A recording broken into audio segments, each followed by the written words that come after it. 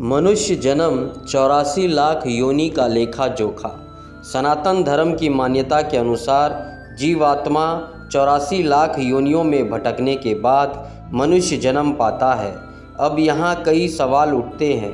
पहला यह कि ये योनियाँ क्या होती है। दूसरा यह कि जैसे कोई बीज आम का है तो वह मरने के बाद भी तो आम का ही बीज बनता है। क्या फिर मनुष्य को भी मरने के बाद मनुष्य ही बनना चाहिए? पशु को मरने के बाद पशु ही बनना चाहिए? क्या मनुष्य आत्माएं पाशविक योनियों में जन्म नहीं लेती? या कहीं ऐसा तो नहीं है कि 84 लाख की धारणा महज एक मिथक भर है? तीसरा सवाल यह है कि क्या सचमुच ही एक आत्मा या जीवात्मा को 84 लाख योनियों में भटकने के बाद ही मनुष्य जन्म मिलता है? तो चलिए आज इस वीडियो में हम इन सब बातों का मतलब जानने की कोशिश करेंगे। योनियाँ क्या होती हैं? जैसे कि सभी को पता है कि मादा के जिस अंग से जीवात्मा का जन्म होता है उसे हम योनि कहते हैं। इस तरह पशु योनि, पक्षी योनि, कीट योनि, सर्प योनि, मनुष्य योनि आदि उक्त योनियों में कई प्रकार के उप प्रकार भी होते हैं। योनियाँ ज़रूरी नहीं है कि 84 लाख ही हो। वक्त के साथ अन्य तरह के जीव जंतु भी उत्पन्न हुए हैं। आधुनिक विज्ञान के अनुसार अमीबा से लेकर मानव तक की यात्रा में लगभग 1 करोड़ 4 लाख योनियाँ मानी गई है। ब्रिटिश वैज्ञानिक रॉबर्ट एम मे के अनुसार दुनिया में 87 लाख प्रजातियां हैं। उनका अनुमान है कि कीट पतंगे, पशु पक्षी, पौधा पादप, जलचर थलचर सब मिलाकर जीव की 87 लाख प्रजातियां हैं। गिनती का थोड़ा बहुत अंतर है, लेकिन यह महत्वपूर्ण है कि आज से हजारों वर्ष पूर्व ऋषि मुनियों ने बगैर किसी साधन और आधुनिक तकनीक के यह जान लिया था कि योनियाँ 84 लाख के लगभग है, यानी कि 84 लाख। जीवन यात्रा के क्रम विकास का सिद्धांत। गर्भ विज्ञान के अनुसार क्रम विकास को देखने पर मनुष्य जीव सबसे पहले एक बिंदु रूप होता है। जैसे कि समुद्र में एक कोशीय जीव, वहीं एक कोशीय जीव बाद में बहुकोशीय जीवों में परिवर्तित होकर क्रम विकास के तहत मनुष्य शरीर धारण करते हैं। स्त्री के गर्भ अवस्था का अध्ययन करने वालों के अनुसार जंतु रूप जीव ही स्वदेज, जरायुज, अंडज और उद्दीज जीवों में परिवर्तित होकर मनुष्य रूप धारण करते हैं। मनुष्य योनि में सामान्यतः जीव 9 माह और 9 दिनों के विकास के बाद जन्म लेने वाला बालक गर्भ अवस्था में उन सभी शरीर के आकार को धारण करता है जो इस सृष्टि में पाए जाते हैं। गर्भ में बालक बिंदु रूप से शुरू होकर अंत में मनुष्य का बालक बन जाता है, अर्थात वह 83 प्रकार से खुद को बदलता है। बच्चा जब जन्म लेता है तो पहले वह पीठ के बल पड़ा रहता है, अर्थात किसी पृष्ठवंशीय जंतु की तरह। बाद में वह छाती के बल सोता है। फिर वह अपनी गर्दन वैसे ही ऊपर उठाता है जैसे कोई सर्प या सरीसृप जीव उठाता है। तब वह धीरे धीरे रेंगना शुरू करता है। फिर चौपाइयों की तरह घुटने के बल चलने लगता है। अंत में वह संतुलन बनाते हुए मनुष्य की तरह चलता है। भय, आक्रामकता, चिल्लाना, अपने नाखूनों से खरोंचना, ईर्ष्या, क्रोध, रोना, चीखना आदि क्रियाएं सभी पशुओं की है जो मनुष्य में स्वतः ही विद्यमान रहती है। यह सब उसे क्रम विकास में प्राप्त होता है। सनातन धर्म अनुसार सृष्टि में जीवन का विकास क्रमिक रूप से हुआ है। श्रीमद् भागवत पुराण के अनुसार सृष्टवः पुराणी विवधान्या जया आत्मशक्तया वृक्षाना सरीसर्पपश्नु खगदम मत्स्यान् तेस्तरः अतुष्ट हृदया पुरुषम विधाया ब्रह्मावलोक अधीक्षण मुदमाप देव। अर्थात विश्व की मूलभूत शक्ति सृष्टि के रूप में अभिव्यक्ति हुई और इस क्रम में वृक्ष, सरीसर्प, पशु पक्षी, कीड़े मकोड़े, मत्स्य आदि अनेक रूपों में सृजन हुआ, परंतु उससे इस चेतना की पूर्ण अभिव्यक्ति नहीं हुई। अतः मनुष्य का निर्माण हुआ जो उस मूल तत्व ब्रह्म का साक्षात्कार कर सकता था। योग के 84 आसन, योग के 84 आसन भी इसी कर्म विकास से ही प्रेरित हैं। एक बच्चा वह सभी आसन करता रहता है जो कि योग में बताए जाते हैं। उक्त आसन करने रहने से किसी भी प्रकार का रोग और शोक नहीं होता। वृक्षासन से लेकर वृश्चिक आसन तक कई पशुवत आसन हैं। मत्स्यासन, सर्पासन, बकासन, कूर्मा आसन, वृक्षासन, ताड़ासन आदि अधिकतर पशुवत आसन ही है। जैसे कोई बीज आम का है तो वह मरने के बाद भी तो आम का ही बीज बनता है, तो फिर मनुष्य को भी मरने के बाद मनुष्य ही बनना चाहिए। पशु को मरने के बाद पशु ही बनना चाहिए। क्या मनुष्य आत्माएं पाश्विक योनियों में जन्म नहीं लेती?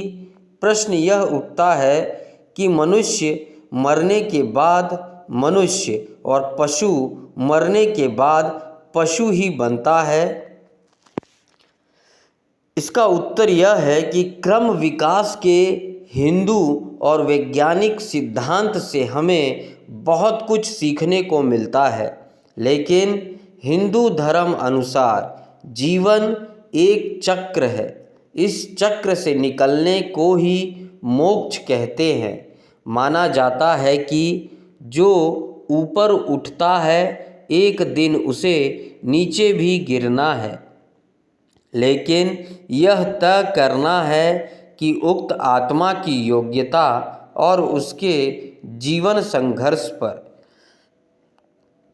यदि यह मान लिया जाए कि कोई पशु आत्मा पशु ही बनती है और मनुष्य आत्मा मनुष्य, तो फिर तो कोई पशु आत्मा कभी मनुष्य बन ही नहीं सकती। किसी कीड़े की आत्मा कभी पशु बन ही नहीं सकती। ऐसा मानने से बुद्ध की जातक कथाएं अर्थात उनके पिछले जन्म की कहानियों को फिर झूठ मान लिया जाएगा। इसी तरह ऐसे कई ऋषि मुनि हुए हैं जिन्होंने अपने कई जन्मों पूर्व हाथी, घोड़े या हंस के होने का वृत्तांत सुनाया। तो यदि यह कोई कहता है कि मनुष्य आत्माएं मनुष्य और पशु पक्षी की आत्माएं पशु या पक्षी ही बनती है, वे सैद्धांतिक रूप से गलत है। हो सकता है कि उन्हें धर्म की ज़्यादा जानकारी ना हो। दरअसल उक्त प्रश्न के उत्तर को समझने के लिए हमें कर्म भाव, सुख दुख और विचारों पर आधारित गतियों को समझना होगा। सामान्य तौर पर 3 तरह की गतियाँ होती है। पहला ऊर्ध्व गति, दूसरा स्थिर गति और तीसरा अधोगति। प्रत्येक जीव की ये 3 तरह की गतियाँ होती है। यदि कोई मनुष्य आत्मा मरकर ऊर्ध्व गति को प्राप्त होता है तो वह देवलोक को गमन करती है। स्थिर गति का अर्थ है कि वह फिर से मनुष्य बनकर वह सब कार्य फिर से करेगा जो कि वह कर चुका है। अधोगति का अर्थ है कि अब वह संभवतः मनुष्य योनि से नीचे गिरकर किसी पशु योनि में जाएगा, या यदि उसकी गिरावट और भी अधिक है तो वह उससे भी नीचे की योनि में जा सकता है। अर्थात नीचे गिरने के बाद कहाँ आकर वह अटकेगा कुछ कह नहीं सकते।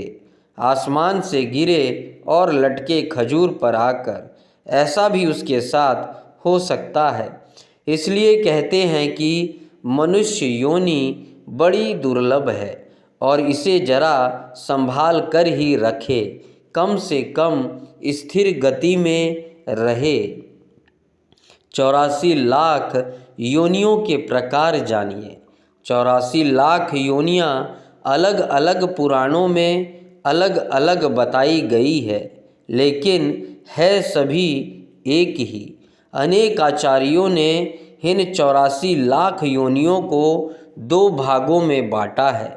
पहला योनिज तथा दूसरा आयोनिज, अर्थात 2 जीवों के संयोग से उत्पन्न प्राणी योनिज कहे गए, और जो अपने आप ही अमीबा की तरह विकसित होते हैं उन्हें आयोनिज कहा गया। इसके अतिरिक्त स्थूल रूप से प्राणियों को 3 भागों में बांटा गया है। जलचर, जल में रहने वाले सभी प्राणी। दूसरा थलचर, पृथ्वी पर विचरण करने वाले सभी प्राणी। तीसरा नभचर, आकाश में विहार करने वाले सभी प्राणी। उक्त 3 प्रमुख प्रकारों के अंतर्गत मुख्य प्रकार होते हैं। अर्थात 84 लाख योनियों में प्रारंभ में निम्न 4 वर्गों में बांटा जा सकता है। पहला जरायुज, माता के गर्भ से जन्म लेने वाले मनुष्य पशु जरायुज कहलाते हैं। दूसरा अंडज, अंडों से उत्पन्न होने वाले प्राणी अंडज कहलाते हैं। तीसरा स्वदेज, मल मूत्र पसीने आदि से उत्पन्न क्षुद्र जंतु स्वदेज कहलाते हैं। चौथा उदिभज, पृथ्वी से उत्पन्न प्राणी उदिभज कहलाते हैं। पद्म पुराण के एक श्लोक अनुसार जलज नवलक्षानि स्थावर लक्ष्य विंशति कृम्यो रुद्र संख्यका पक्षीणां 10 लक्षणं त्रिंशल लक्षाणि पशवः चतुर्लक्षाणि मानवः, अर्थात जलचर 9 लाख, स्थावर अर्थात पेड़ पौधे 20 लाख, सरीसर्प कृमि अर्थात कीड़े मकोड़े 11 लाख, पक्षी नभचर 10 लाख, स्थलीय और थलचर 30 लाख और शेष 4 लाख मानवीय नस्ल के टोटल कुल मिलाकर 84 लाख। आप इसे इस तरह समझें, पानी के जीव जंतु 9 लाख, पेड़ पौधे 20 लाख, कीड़े मकोड़े 11 लाख, पक्षी 10 लाख, पशु 30 लाख, देवता और मनुष्य मिलाकर 4 लाख, कुल योनियाँ हो गई 84 लाख। प्राचीन भारत में विज्ञान और शिल्प ग्रंथ में शरीर रचना के आधार पर प्राणियों का वर्गीकरण किया गया है, जिसके अनुसार एक शव यानी एक खुर वाले पशु, खर अर्थात गधा, अश्व, खच्चर, एक प्रकार की भैंस, हिरन। दूसरा द्विशव यानी 2 खुर वाले पशु, गाय, बकरी, भैंस, कृष्णमृग आदि। तीसरा पंचअंगुल 5 उंगली वाले पशु, पंजो, पशु, सिंह, व्याघ्र, गज, भालू, श्वान, श्रृंगाल आदि। अब प्रश्न यह है कि क्या सचमुच 84 लाख योनियों में भटकना होता है? तो हमने एक प्रश्न के मनुष्य मरने के बाद मनुष्य और पशु मरने के बाद पशु ही बनता है, इसका उत्तर समझ लिया। उसके उत्तर में ही उपरोक्त प्रश्न का आधा जवाब मिल ही गया होगा। इससे पूर्व क्रम विकास में भी इसका जवाब छिपा है। दरअसल पहले गतियों को अच्छे से समझे, फिर समझ में आएगा कि हमारे कर्म, भाव और विचार की क्यों उत्तम और सकारात्मक रखना चाहिए। क्रम विकास दो तरह का होता है, एक चेतना का विकास, दूसरा भौतिक जीव का विकास। दूसरे को पहले समझे। यह जगत आकार प्रकार का है। अमीबा से विकसित होकर मनुष्य तक का सफ़र ही भौतिक जीव विकास है। इस भौतिक शरीर में जो आत्मा निवास करती है, प्रत्येक जीव के मरने के बाद कुछ गतियाँ होती है जो कि उसे घटना, कर्म, भाव और विचारों पर आधारित होती है। मरने के बाद आत्मा की 3 तरह की गतियाँ होती है: ऊर्ध्व गति, स्थिर गति और अधोगति।